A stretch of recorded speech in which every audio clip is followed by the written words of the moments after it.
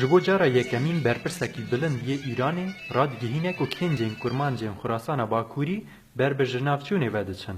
جیگیر ریوبری سازی میراتین چاندی و توریزم پاریزگاه خراسان باکوری دا خویاکرن دجاتی دنابرا مدرنیته و کنجین کردی دهنه.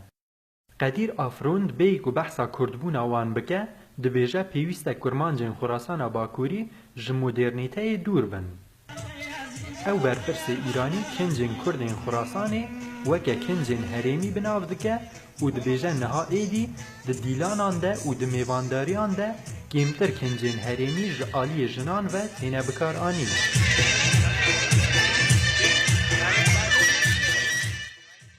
افرون دوان وکه میراتین چان دا ایرانی بناو دکه و دبیجه اگر گرینگیه که زیده تر بپیکات این جداین ایرانی نیداین وی دمک نزیک ده چان دوان جناو بچه. گود جینا به د جواکا نافچه خراسانی ده خلق هست بکه که کنجین هریمی وانج پیشکتنی دور دخینن. جیگر ریوبری سازی امیراتین چاندی و توریزم پاریزگاه خراسان باکوری تک از ایجی که اگر لیکولینین هور و زیدتر لسر چاندین جداین ایرانی بینه کرن و سمینار و کنفرانسین تایبت دوی درباره ده بینه لدار خستن وی دمی خلق جچاندا خواه دور ناکوه. اف جارا یکیه که برپرسکی ایرانی به اشکره بحثا هبونا گفه لسر کنجین یک جپیکاته این وی پارزگهی دکه.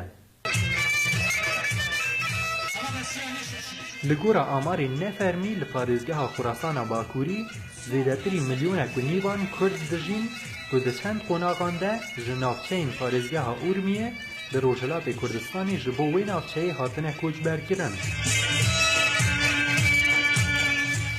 چالاکوانین پرانیا پیکاته این نفارس لإیران و روشلات کردستانی جی چاندین خواه ده بنگ خیده دبینن و ده بیجن پیویست کار جبو پاراستنا میراتین وان ین چاندی بکرن.